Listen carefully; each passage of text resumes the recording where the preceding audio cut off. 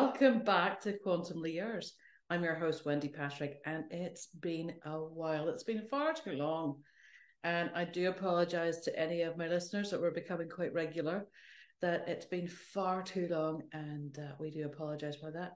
But before we get started today, I'm just going to go over the legality things. You'll notice that our setup is a little different and from what you were seeing before, maybe less glam and all the rest of that. So we're just going to get straight into the nitty gritty. Please note that anything that we do say on Finessium Quantumly Yours podcast is mostly of my opinion or from what I've discovered from years of research, and something that never changes. So what I ever tell you is what I believe or trust in at this particular moment in time, and is subject to change when things do change as they go along and further things develop. So everything is to be taken with a pinch of salt. We encourage you always to do your own research. Look into everything, including us. If something that we say resonates with you, that's fantastic. But always look a little bit deeper than just taking things at face value, because this is all about protecting you and your pets primarily. So we don't ever suggest things that in a diagnosis way. We do not claim to treat, diagnose, or cure any illness or disease, and any modalities or products that we actually show are to be researched and looked at up from yourself, and anything that you would be starting to use on or in your animals should also be verified by your doctor or veterinarian. So let's get into it. As I say, I'm back. It's been about a year and a half hiatus, not planned. But we opened a little retail store here in Nova Scotia, and it's been taking up most of our time. So we haven't had the time to do this until we actually made the effort, shortened our hours on a Saturday, so I can jump in here and maybe record one or two of these. And we'll try and get back to our one a week, but we're going to aim for at least once a month from now on out. But saying that, in the store, over the past year and a half, we have met so many incredible dogs and their owners, of course. We have been busier in the clinic. We've had more clients in there. We've met more people in the store that we can educate on healthier ingredients, safer choices, and how to do that. And we've been teaching a lot of people how to muscle test as well, and blowing their minds in the process, because it's one of those things that just sounds complete and utterly nonsense until you try it. So we're always highly encouraging people to do that. In fact, you can also book a private one-on-one with me at any time at all through finessiumhealth.com or on dogsofpride.com, which is where the selling side of things happens. And that's over there in the banner that you can see. Speaking of which, it's a year away until Dogs of Pride turns 13 years old. So no mean, lightly to be taken achievement, I think. I'm probably, pat myself on the back for that one. But it hasn't been able to be done without you, our loyal customers, our people coming in, our new clients, our friends, our family, my other half, who is always quietly in the background, helping and supporting in any which way he can. And in fact, most of you have met him if you've been in the store, and that's our lovely Darren. So shout out to him and everyone else who's got us this far. Thank you so much for me still being able to be here, and encouraged to continue to do this again, as has happened recently. Apparently, I am a wealth of knowledge and need to share more of it. So I can say again, I'm back, but guess what else is back? It's that time of year. All those nasty wee bugs are back. So call me a bug. I've been called worse. That's fine. I've thick skin. I can take it. But anyway, we're going to talk to you a wee bit more, because we have lots and lots of questions. Our most commonly asked question when someone comes into the store is, what are you doing for fleas and ticks? Well, first of all, we usually recommend that they go and watch our other podcasts that we did 2 or 3 years ago on bugs and ticks and Lyme, and the stop being racist about ticks, because it's any bloodborne insect that can transfer Lyme disease. But this myth marketing and fear mongering that's going around Lyme needs to stop. Not saying that it is not an issue. It's a huge issue. I've been through it. I've gotten through it, and I'm still suffering with what happened to me with my muscles and stuff while I had it. And whether they'll ever come back to full power or not, who knows? But it is something to be looked at, but to just attach that to one biting insect is ridiculous. As I tell a lot of people, all of your blood-borne insects don't sit around a boardroom table and discuss which disease they're carrying this week, because that's just silly. Now, people are always looking for preventatives. We are huge about warning people about the nasty topicals. There's no other way around it. They are not nice, because you are literally putting a neurotoxin on pesticide onto your animal, right onto its skin. It's absorbed through the skin. And where's the first place where you're always advised to put that is right behind the neck, on the withers, at the top of the shoulder blades, where they can't lick it off. Well, they don't want them to lick it off because it's toxic, but yet you're putting it right onto your skin. It's being absorbed through the skin into your blood supply. Hello? Think about that for a second. Doesn't really take much thinking to realize that doesn't sound right. No, it doesn't. Unfortunately, we've been so just conditioned to take things at face value that we've never actually pushed back or questioned or stood back and looked at it. But I think in current times, people are stopping and looking at things just a little bit closer than what they used to. And certainly whenever that comes to the safety of your animals, that makes me happy. Because you're making better choices, well-informed decisions, and asking questions. And we're getting lots in here, and I love it, because if there's nothing I like more, it's to talk about how to help your animals. And you know that by now, if you've been following us or watching any of the previous podcasts or any of our YouTube videos. Just to know as well where you're going to find us. You'll find us on YouTube. This should be uploaded as well to BitChute after we've edited it. We also go through Buzzsprout, so you'll find us appearing on a lot of other podcast playing stations like your Google, Apple iPlay, things like that. So search for Quantumly Yours and you'll find us popping up all over the place. Certainly if you are on YouTube or in fact BitChute as well, where we have lots more followers actually on BitChute than on YouTube, because of course there is that old censorship thing going on, which we've been talking about for years, but is only becoming even more and more obvious and prevalent today. But as I say, if you're on YouTube, like, subscribe, share, get the notifications, all the rest of it, because if we can get more in the algorithms, more people will hear our information. And as we've been told it's been valuable, then obviously it needs to get out there. So let's go back onto those bugs. What can we use, Wendy? Well, stop using the topicals. Stop using the ingestibles from the vets. Sorry, guys, but I'm going to call it like it is. It's poison. It's toxic. And if it does have a reaction in your animal for something that's actually going to remain there for 3 months until it wears out, you can't do an awful lot about it. So be safe. There are so many natural alternatives out there that have been around for thousands of years, long before little tablets and little topical pipettes were even produced. So have a look into herbals. Look at Mother Nature. What has Mother Nature given us? Now, lots of people jump over the other side really quickly and go, oh, we use essential oils, blah, blah, blah. That's brilliant. However, do you know they're safe for your pet? There's a lot that aren't. There's a lot that are really, really hard and harmful and can be quite toxic, especially to cats. Cats can't do citrus. They can't do citronella. They can't do a certain concentration of tea tree. There's lots and lots of things. So this is where I go back again and harp on the fact about learning how to muscle test your animals. And again, harping on the fact, if you want to learn, it's a very easy, very quick and relatively inexpensive way to actually find out by jumping on booking an appointment to do just that with us. You can email me at wendy@finessiumhealth.com anytime you like to set up even a quick half-hour appointment just to learn how to muscle test. And it's actually something, now that I'm talking about it, I should add that on as an option just to be able to book that online.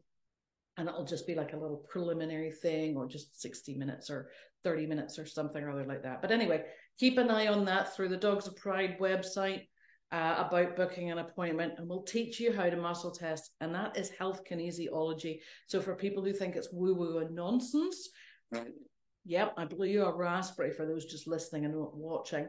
And it is an actual science. So those who think it's woo-woo think it's woo-woo until they try it, and then they see things that they can't make up. And the problem is most of us live in our heads, and our egos will always steer us the wrong way and tell us things that, well, that's not right. But if you've ever thought back to whenever your gut instinct told you you should or shouldn't have done something, and you've regretted that because you went the other route because your head got in the way, you'll know exactly what I'm meaning. And it's basically going back to the root, and that's yourself as well, and not staying in your head. Your dog knows how toxic that stuff is. A lot of those things as well will mask other illnesses that will not show up until those certain things have worn off. Or in fact, some of them will kill certain bugs or certain parasites, or certain things that they're carrying or whatever inside. But once they wear off, you'll find that they actually just mask the symptoms of a few other ones that have never been dealt with. And at that point, then you're dealing with a real chronic issue. And I've seen that as well in the clinic where we've tested animals for certain different parasites and certain ones that have shown up that never had their whole lives because they were on these toxic chemicals. So they may be great, they may be a good short, sharp fix, but long-term effects are a heck of a lot more detrimental than what a lot of us knew about 5-10 years ago. People are starting to realize now there are other alternatives and they want to know what they are. So rose geranium essential oil, that is probably one of the top safest. Dr. Judy Morgan will also say about rose geranium being one of the safest. Decant it into a spray bottle. Do like a 10%. Don't ever use an essential oil straight, like neat or concentrated, pure, whatever word rings to you. Don't use it straight out of that bottle. Always dilute it before you're putting it on your pet. Less is more, and less is also sometimes better whenever you're looking at homeopathy, because you can have too much of a good thing. But less is more. Always go on that premise, err on the side of caution. And if you don't know what it is, don't even try it, because God forbid you do something and you think, oh, this is the right way, I'm sure that's it, without backing that up from someone who knows what they're doing, or by backing that up from even muscle testing your pet or understanding how to do that, where that dog or animal can show you whether, yes, that's for me, or no, that's not. Then you can actually cause some actual skin irritation, even to the fact of burns, if you're using the wrong essential oil in the wrong way. Now, if you're going for rose geranium, make sure, please, that it is a certified organic source, or at least you look into where's that coming from. Is it thrown out from China? God forbid. Is it coming from somewhere else? Is it from some Joe Blow's back garden that's been processed in a horrible way? Is it from a proper homeopath or aromatherapist who knows how to distill properly and make proper tinctures, and then therefore succuss that down into certain active formulas? So be careful where everything comes from. So it's not the same as just, oh, yeah, okay, well, I know this now. Instead of that bottle, I'm going to reach for that bottle. Please, please, please, for the safety of your animals, for the love of dog, look that stuff up. Find out who's making it. How is it processed? Where is it coming from? Where is their source? Is it organically farmed? Is it actually fair trade? Are these people paid a living wage to be able to harvest this stuff if it's coming from far afield? Or is it properly and ethically made and done? Because that also carries a vibration with it that will actually basically impart itself onto you and your animal when you're handling with it. And people are starting to realize that they do feel certain ways about certain things. And when they trust their gut as opposed to following the ego, it's making sense as to what's happening. But a lot of the stuff, if you can't find that on a website that you're searching for to find something, go and find another one. Just because you find one brand of something doesn't mean it's the be all and end all. And that involves my own stuff that I make here as well. We have the Finessium line, and we now have the Celian Spoon. But if that doesn't resonate with you, or you don't like something that's in that, I mean, we're all about full disclosure, trusting in ingredients, telling you where everything's come from. We now have our smart oil, even third-party tested from a lab in California, that test actually all the main proper CBD and hemp and THC and cannabis and all the rest of that. We sent our smart oil because we wanted to prove it's clean, which we knew from our ingredients, but also as well that it's clean after we've done our processing. So it's not getting contaminated at all in our processing. So we are processing under good manufacturing practices. So it's all clean. It is in lab type conditions where everything is sanitized and sterile. So we wanted to do that as well to prove the pudding is there, as well as not just the ingredients that we put in, but what's the end result. So we go that extra mile, not only to keep your pet safe, but also to prove to you that we have done that extra work. So rose geranium, there's your essential oil. Look at that. That is basically your topical flea spray if you want to. Fleas, black flies, mosquitoes, gnats, ticks perhaps. But here's the thing, folks. You're out walking in the woods and there's no other animals around. And you're the first one that's walked across there in 3 days. If there's a hungry bug hanging off a little blade of grass, going, my name's Mr. Dog-Legged Tick, or I'm a black-legged tick, or I'm a deer tick, I don't care. I'm a tick and I'm hungry. So I'm latching onto you or your animal and I'm having a wee feast. Thanks very much. I don't really care what topical you've put on, and I don't really care what nasty pesticide you've given, because I'm hungry. So you think about it logically, it's like, that bug's not going to stop no matter what. Now, if there's something really emulating off that animal, or that animal doesn't appear to be a friendly host, then they may stay away. Now, what I mean by that is, as well, you know yourself, if you get bit, you get very, very aggravated, or you don't. A lot of that can go back to actually your gut health and how much of an acidic system that you have. So the closer you are to an alkaline system, and this goes for your dog and anything else, even your horse for that matter, they won't get as bothered with the bug bites. So they won't get itchy, scratchy, have flea bite dermatitis, real itchy and horrible reactions to it, or yourself, you won't well up into these big things. Now, I noticed as well that since the years that I've started using the tissue salts and actually knowing how to test myself and being a little bit more cautious as to what I do, then my acidosis has reduced a little bit. I'm still bad. I will not try to say anything else. And don't zoom in to see how big the pores are. But I try, and knowing that as well, that is the difference between being really attractive to that hungry bug and then having a horrible reaction about it as your body tries to throw off whatever that bug has just maybe transferred. So what you can do then, you can add simple things into your dog's diet, like apple cider vinegar. Lots of people already do that.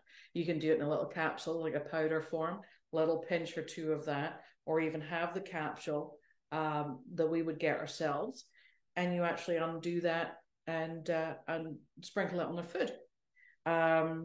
Garlic. Now everybody goes, oh, garlic's toxic to dogs. Well, everything's toxic to everything in a certain amount, but in a small amount, you're okay. Now, I'm not talking about fresh minced garlic.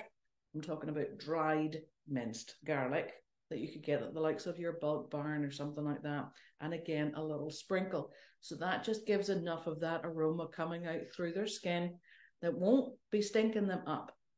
And I certainly had one dog, whenever I used to give him garlic, his muzzle smelled like, to me, it smelled like cat pee. And it wasn't because he was in the litter box all the time looking for the crunchy protein treats, but it was actually from the garlic and stuff. So he wasn't a good candidate for it. Again, that was before I knew how to muzzle test. Now I can do that. Now I can ask whether this is for this dog or whether this is not for this dog, and try the other one, do the same thing. No two animals will give you the same response. No two animals will have the same amount that they need. And yes, you can ask as well, do you need a pinch? Do you need 2 pinches? Do you need half a teaspoon? Do you need a tablespoon? Do you need a gallon? So all these things can be answered very, very easily. And you'll find as well, a lot of times if you're picking up things as well and you don't know what your dosage is, and there's a recommended daily dosage on it, that is basically made up out of thin air 9 times out of 10. Unless you're talking about pharmaceutical drugs, which are actually really properly regulated and looked at and controlled to a certain degree, because you're always sitting in protocols if you tick certain boxes to get that.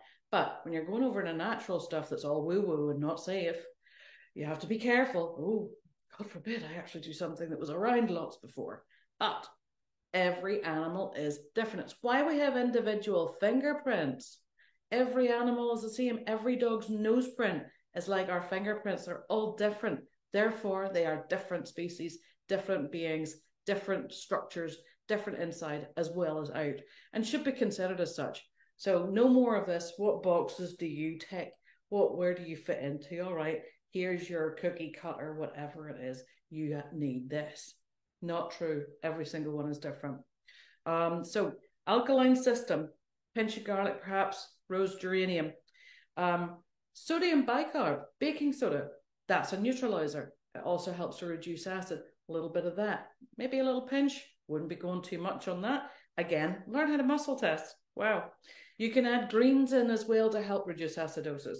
Lots of things like the omega alpha Nutrify, which is our hugely popular and very, very, very much our favorite addition, because you've got lots of greens like your kelps and spirulinas and everything else in there as well, which is really, really good at actually settling down the acids in the system. Now, what about things that we can use on the surface? Now, a few different things. I brought some here with me to show you. This is something new to us, but I know it's been around for a while. I'm showing to our viewers the Max and Molly Sound Shield. It's an ultrasonic device that's attached to the collar. And it's just a little triangular device, and it sits on the collar. You hit the button when you're activating it. It's made in Germany, so it's a very good technology, no doubt at all. And I would trust this because a lot of the European products are a lot more strict than a lot of those that are produced in North America, and certainly the ones that come from further overseas. They do say that it is for all sizes, because it's actually emitting like a little radio frequency that deters the flicks and teas, or the ticks and fleas from actually latching onto your animal. And that would be one of the things I would love to see, whether that really does work. Certainly it's like giving radar waves, but it's not actually hurting your animal. I've tested that to find that is actually true. And your dog's not going to get affected by that any more than it's sitting in your living room beside your router, or even in fact lying in front of the TV. So if you're thinking about, oh, radio waves are bad, your dog watches TV with you every night and cuddles up for Netflix, or watches the next movie that's coming on.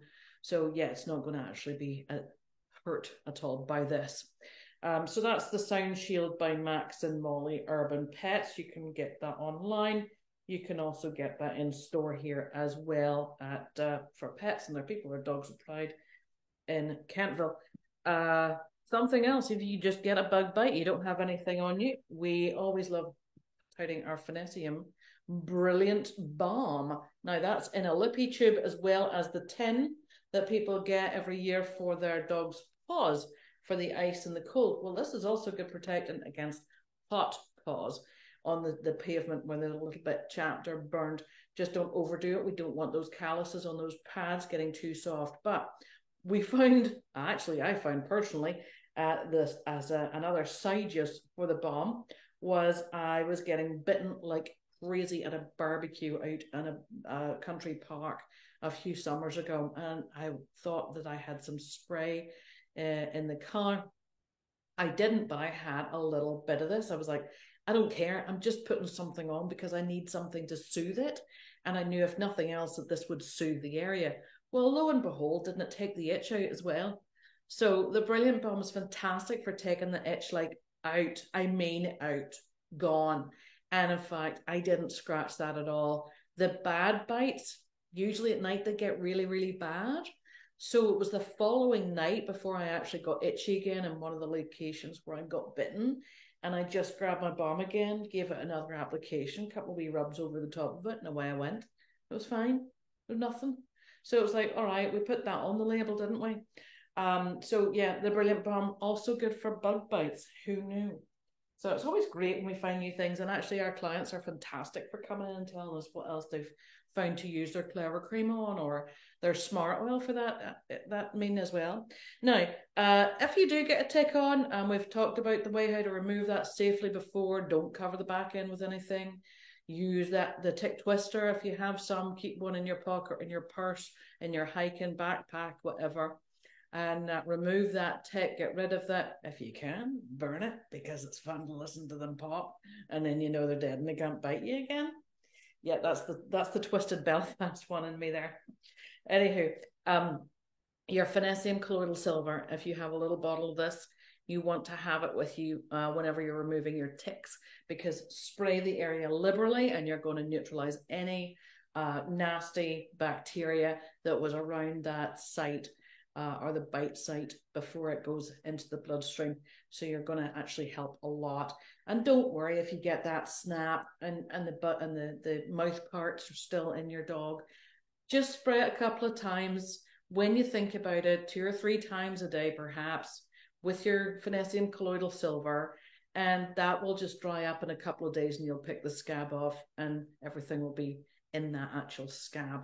Be nothing to worry about. So yeah, don't let the fear mongers and, oh, you're a bad person because you didn't put your horrible nasty pesticide stuff on top of your dog. So that's fine and dandy. Now, what about other things that we can use around the house and on the animals? My favorite is always Diatomaceous Earth, or DE. And if you are purchasing any DE anywhere other than ourselves, always make sure that it is food grade quality. So it should be white. If it's grey, leave it alone, because just in case if you do have anything on the skin or on your dog's hair or fur, or cats for that matter, that if they lick it off, that it's actually going to be safer to ingest. Now, that is something that we do not recommend people to take. Reason being that it's safe for dogs, cats, and horses is because their digestive tract is quite considerably shorter or faster moving than our own. Now, in saying that as well, you go, but hang on a minute, horses are pretty big. They're like that. Well, yeah, they are. They have a shorter expected lifespan, plus their way of eating is a heck of a lot healthier generally, unless you're giving them a lot of commercial processed feeds. And their system can therefore expel and chelate the heavy metals and rid that out of their body, which is actually in diatomaceous earth. You actually do have a lot of aluminum, mercury, cadmium, things like that you don't want to build up in your system. So avoid it for yourself, but certainly you can use that in and on for deworming and parasite control. You can use that in the hair and in the fur for fleas. You can sprinkle that in the creases of your sofa, around your baseboards. If you have fleas, you can put that around your doorways, into your carpets, and things like that. And even if it settles down, that's fine, because it's just going to keep puncturing anything that's in there. Now, the thing with diatomaceous earth, always be very careful how you use it, because it is a lung irritant. It's very, very fine. And if you look at it under a microscope, it's like very, very fine shards of glass. So that's why it's a very big irritant to your upper bronchial and nasal and lungs, certainly if it goes down that far. So whenever you're doing things like that, you want to make sure that if you put it into your animal's food, that you mix it with a little bit of water, or if you dust it onto the animal's skin, don't start at the head and work back. Work behind the head and work down the spine again or whatever, and work it into the pants, but don't cloud it all up, for goodness sakes. Be smart whenever you're using stuff like this and think about what you're doing. So that's that. Last thing, shampoo. Flea shampoo. And this week we just released Sealy and Spoo's Hebe Fleabies. Thank you very much.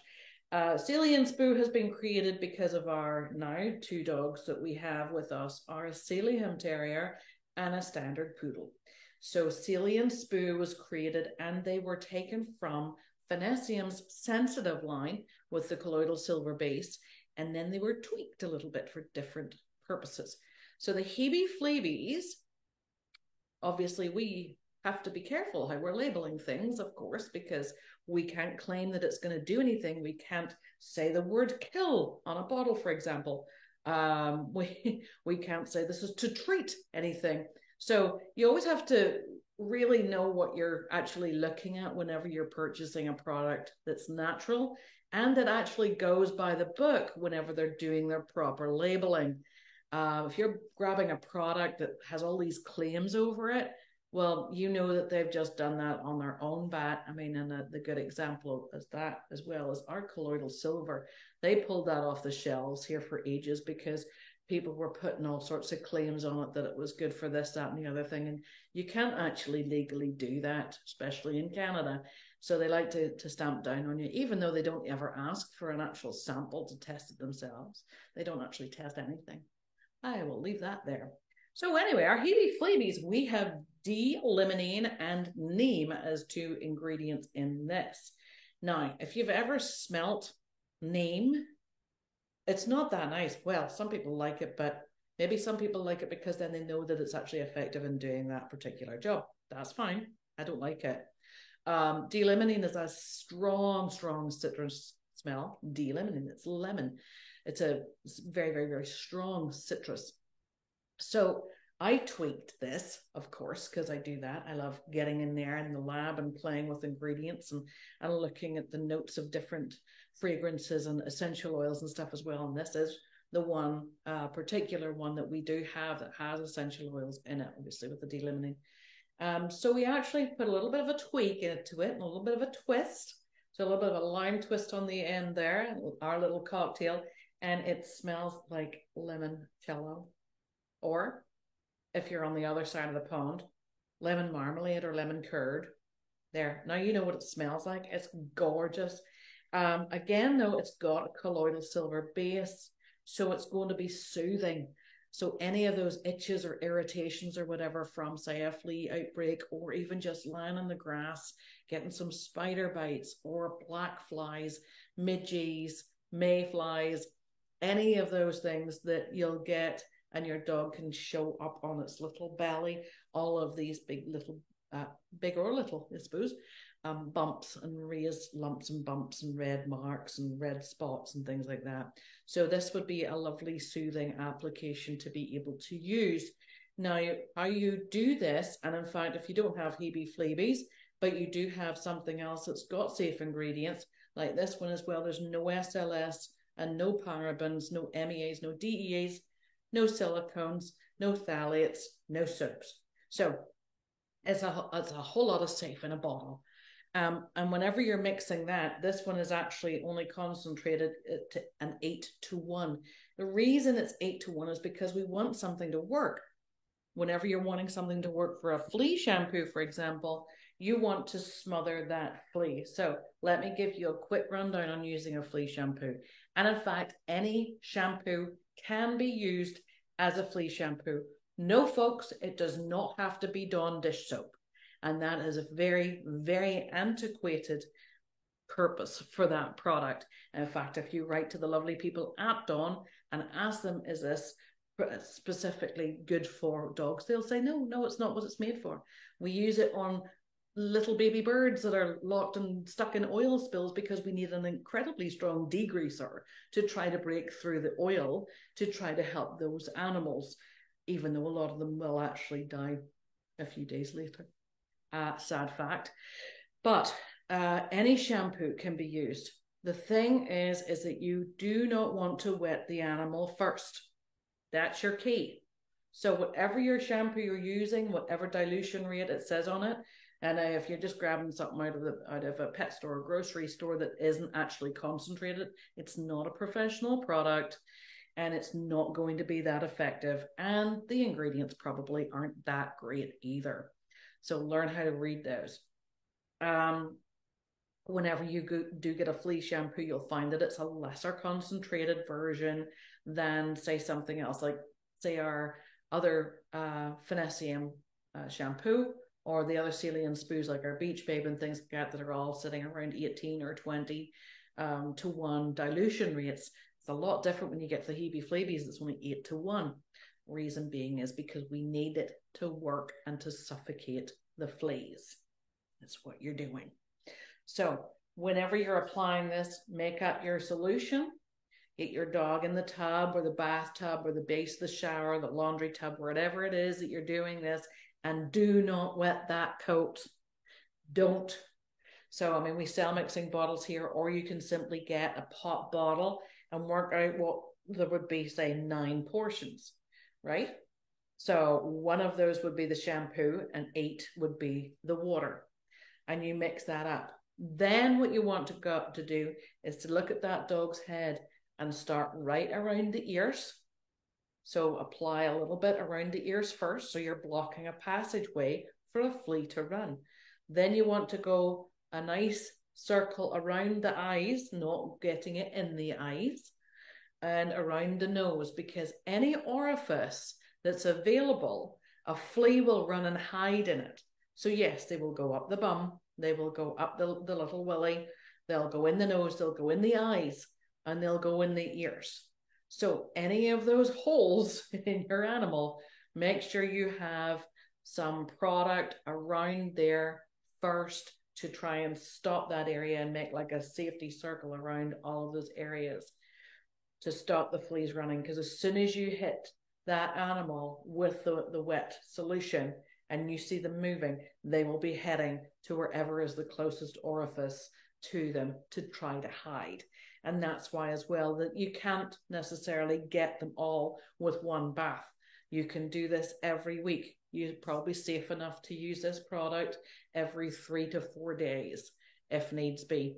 So after you've got your safety areas done, apply that solution all through the coat and work it in, and just work it in nice and soft, and take your time, get a little lather going, because you're also cleaning the coat at the same time.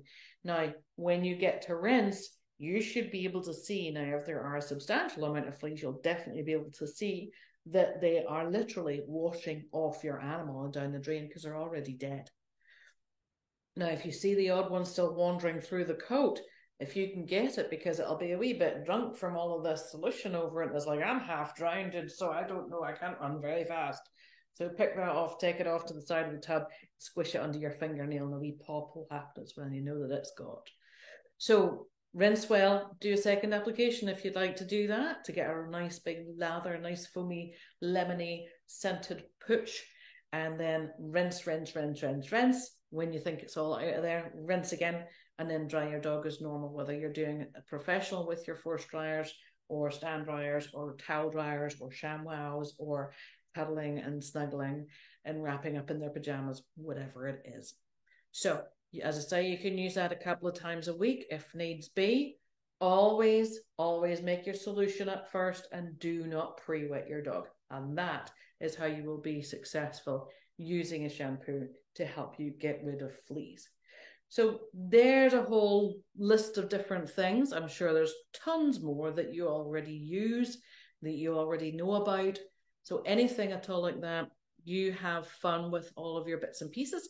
Hopefully this has added a little bit more to your toolbox and different options as well that have given you other options and thoughts to try. As always, we're here for you. We're here for your pets.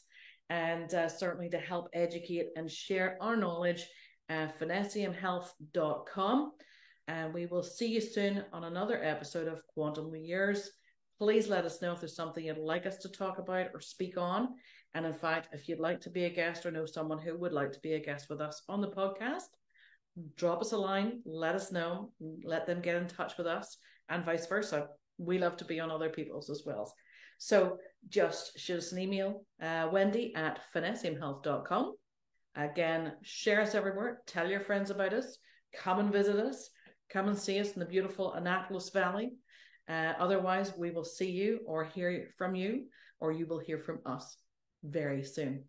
Thank you.